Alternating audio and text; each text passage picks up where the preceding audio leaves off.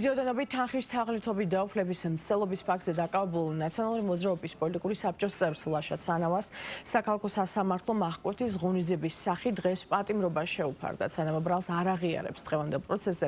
მან სიტყვის უფლებით ისარგებლა და განაცხადა, რომ უდანაშაულოა და დაკავების შემდეგ მას შესთავაზეს ფულადი თანხა და თავისუფლება მისივე თანაგუნდელის ლევან ხაბეიშვილისთვის თვალთვალის სანაცვლოდ, რაზეც ცანავას განცხადებით მან უარი განაცხადა.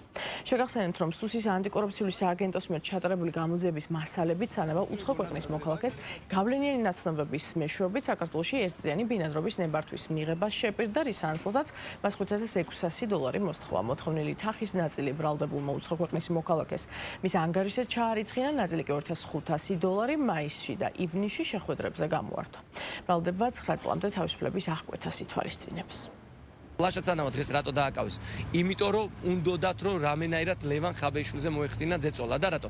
ნახეთ, ლაშა ცანავა შეთავაზეს თანხა, ლაშა ცანავა შეთავაზეს, რომ ყველა ინფორმაცია მიეტანა ხოლმე სუსთან, ეგრეთ წოდებული აგენტი გამხდარიყო, რომ სად გადაადგილდება, როგორ გადაადგილდება, რატო გადაადგილდება.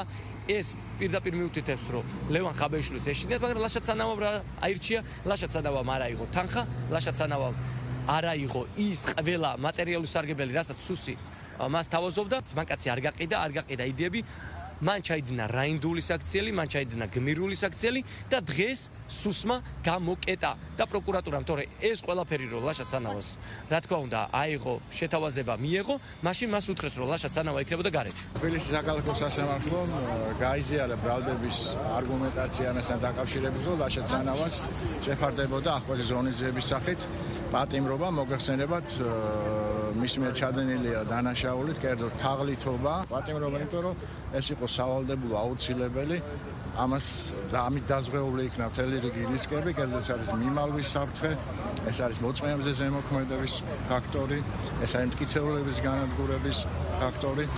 გამოძიება არ არის დიდი ხნით დაწყებული, გამოძიება გრძელდება.